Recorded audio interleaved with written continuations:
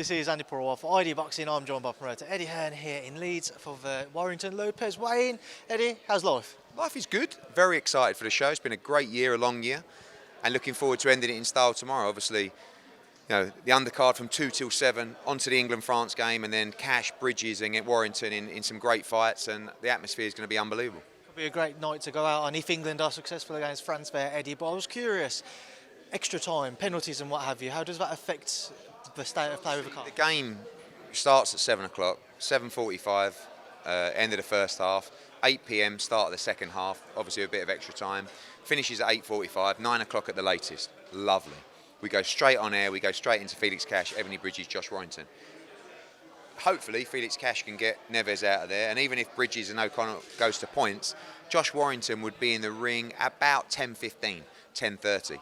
With extra time, add half an hour to that, could be 10:45, 11, and with penalties could be 10:45 11 or 11:15. So really you're looking at 11, 11:15 main event in a worst case scenario. So it's not brutal, but obviously we just prefer 3-0 and let's get out of there. So we'll have to see what happens, but obviously we can't play the game and then stop for extra time and say, sorry guys, you'll have to follow it on your phones. So it is what it is. Eddie, just with the card itself, Josh Warrington, a lot of pressure on him tomorrow night, as there always is, just because of what could be around the corner for him. How does he go about beating Luis Alberto Lopez? I think it's a tough one, Andy. You know, I mean, sometimes you look at a fighter and, what do they bring? They bring aggression, they bring punch power, or they're technically good, or they're back foot fighters. This is a guy that's a bit of a box of tricks. You know, he can move very well. He can fight off the back foot. He's aggressive. He can punch. He does have his chin up in the air. Sometimes he goes back in straight lines. Josh is a very experienced, accomplished fighter. He knows what he's doing. So does Sean. He's got that experience. He's got that big match experience. He's got the Leeds fans behind him.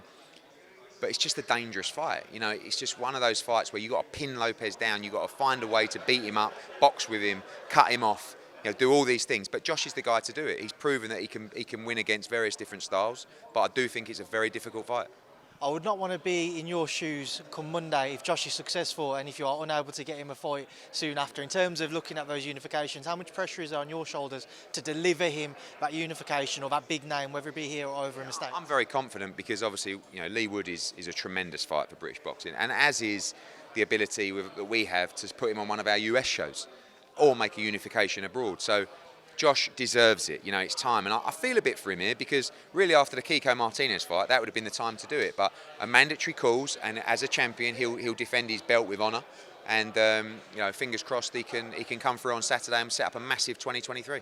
Bridges and O'Connell got a little fire up there. What was said between the pair of them? I think Bridges said something like, do I look fat? Because, you know, she was accused of that early in the week. And I think Shannon O'Connell, I had a mic on so you hear it. I think she said something like, you're absolutely shitting yourself. And it went a bit backwards and forwards. It's a really good fight. You know, I know Ebony Bridges does things her way, but at the end of the day, she's made big sacrifices, she's made big improvements, and she works hard. She had a great performance against Roman, but Shannon O'Connell's very experienced. She's been at this level for a long time. And psychologically, you know, don't forget they're from the same country. It's a small boxing market. Shannon O'Connell's been up there for a long time, and Ebony Bridges has been fighting her way through the system, if you like, in a short period of time. They don't like each other. It's going to be a tremendous fight tomorrow night, and obviously we're backing Ebony Bridges to come through and land massive unifications as well in 2023. Calum French, why is his fight not being allowed to go ahead? Because the board came back with some extra medical requirements. He had those tests done, but there wasn't enough time for the board to review those results. It's not something that's going to affect him long term at all. Everything's fine, but unfortunately with the questions that the board asked and the additional tests, they weren't able to review it in time. Final one on this card, obviously Ammo Williams there doing interviews, getting ready for that potential massive fight with Felix Cash next year. Talk about that one, Eddie. How malfortunate of a prospect. You've got two world-class middleweights, young undefeated middleweights, that are prepared to go in and put it on the line. You know, we talk about, I know it's not Crawford Spence, but we need great young fighters to fight each other. You've got one Brit, one American. You know, Ammo talks great, he's got plenty to say. Felix Cash is spiteful. He's a proven, in my opinion, world-class middleweight. Let's get it on.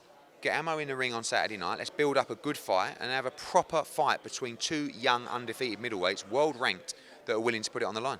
I don't know if you may be able to throw a bit more money towards Ammo and in his direction, but he said that fight would not be taking place over here. Really? Okay. Well, we'll see. We'll see. Yeah, we'll see where it lands. But at the end of the day, it'll go where the biggest opportunity is for both, and looking forward to it happening.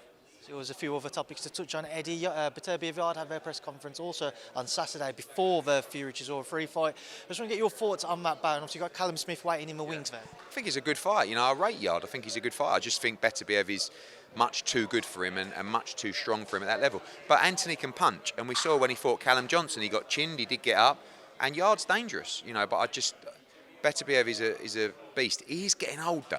And sooner or later, he's going to be in a fight where he just doesn't look the same. And hopefully, Anthony Yarde can do the business, and we can make an all-British fight with Calum Smith.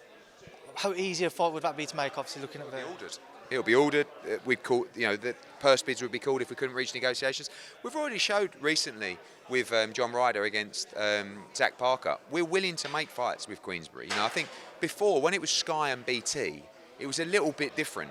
Obviously we're with DAZN. DAZN don't have any issues working with other broadcasters. We are at the moment a smaller platform than Sky Sports, of course, we know that, and therefore we're willing to make the bigger fights. But when we were at Sky and Frank was at BT, it was like it don't happen. So we're willing to, and we have done, and we'll see how we get on. Eddie, I don't imagine the relationships will always be plain sailing between yourselves and other promoters, but when you look at your relationship now with the Warren team, who exactly are you maybe working more closely with? I don't imagine it's Frank, so is it George? Yeah, George. Look, I think that you've got to understand, Frank Warren is 72 or 73. My dad is 74 or whatever he is. Like, they never really got on. I grew up, my dad always quite liked Frank socially, but they just, from a business sense, they never got on. So that history kind of goes through those guys, and I've never met Frank or spoken to Frank in my life, so I can't really give an opinion on him.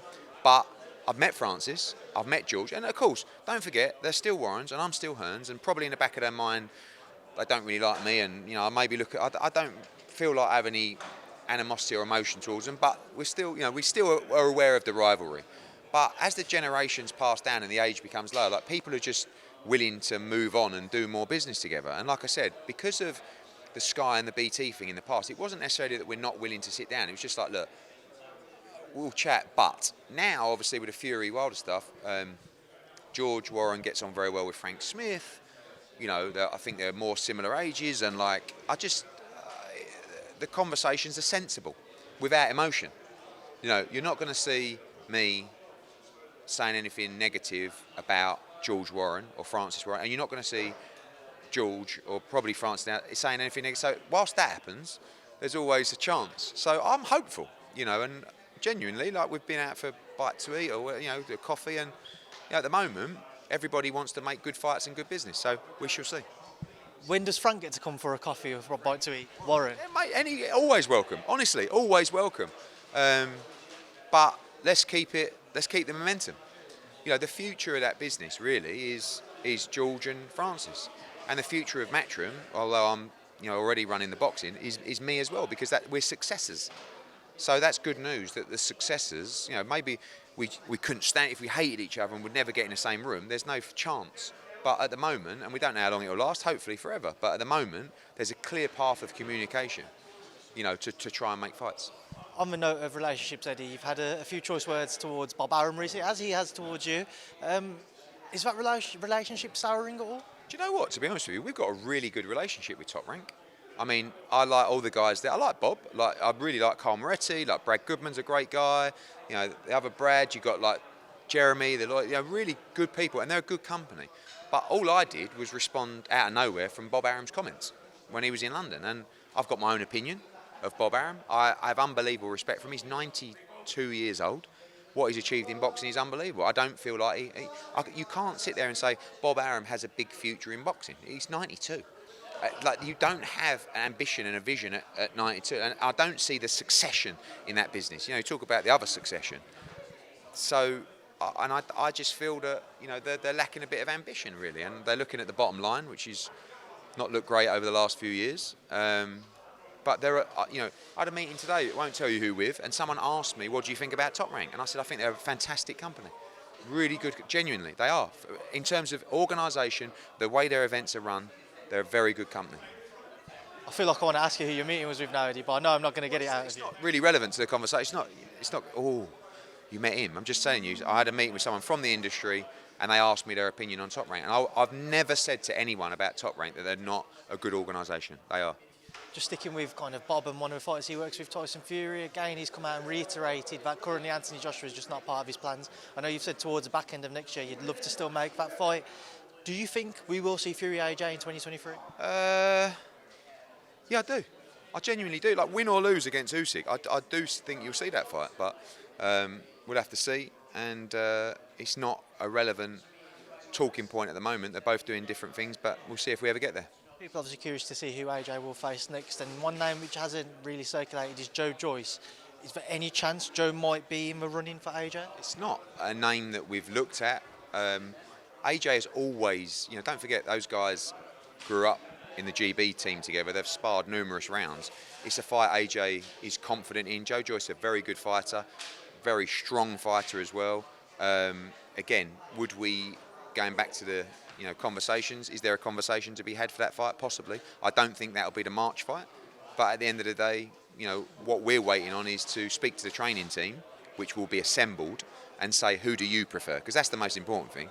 There's four or five guys that we're talking to or talking about, but ultimately we're going to present that to the training team and saying, which one do you think is the best for AJ at this moment in time for his progression in 2023? How close is he to finding a new training team? I think, look, before Christmas, his date and fight will be announced. So gives you a good idea of the movement there. Demetrius Andrade has recently had a few words to say about Canelo Alvarez, said he isn't trying to get in there with the real dogs or someone that knows how to really fight. Absolutely wild comments. I mean, I love Demetrius Andrade, but how can you ever question the resume of Canelo Alvarez? I mean, he's gone through the whole super middleweight division of Callum Smith, Billy Joe Saunders, Caleb Plant. Then he stepped up and fought Beterbiev-Yarde at light heavyweight. No one really wanted to fight Beterbiev-Yarde. Then he's fought Canelo again. Now he wants to rematch Beterbiev-Yarde. Like, his resume is unbelievable. And Demetrius Andrade's resume is awful, and it's not his fault, right? Because I was part of his career. I tried, so people didn't want to fight Demetrius Andrade. But you can't then start accusing Canelo Alvarez of not fighting real dogs. I mean, if you talk about PBC fighters, he went over and he knocked out the PBC champion in Caleb Plant, and he unified, became undisputed in the whole division within 12 months. His resume is out real. Well, Eddie, I'm going to leave a final word to yourself. Anything you'd like to leave on ahead of tomorrow night? Listen, we gear up for Christmas. Don't forget, tomorrow night in Leeds, an epic night of boxing and football. 2 p.m. with the undercard, before the bell on the DAZN platform and across Matchroom Boxing platforms. All of our young stars in action, a couple of great fights as well. Particularly look out for JJ Metcalf against Courtney Pennington. 7 p.m, England v France. We take a break in the arena, but we want to be on all the big screens at home. You're allowed to watch the football, and then come back to us on DAZN at 9 p.m. for Felix Cash, an all-Australian war with Shannon O'Connell and Ebony Bridges, and then an unbelievable main event. Josh Warrington needs to come through. Oh, I should have got that at the end. Josh Warrington needs to come through against Luis Alberto Lopez. It's a massive day of boxing and football live on DAZN. Don't miss it. Have a great Christmas, and we'll catch you soon. Eddie, as always, thank you.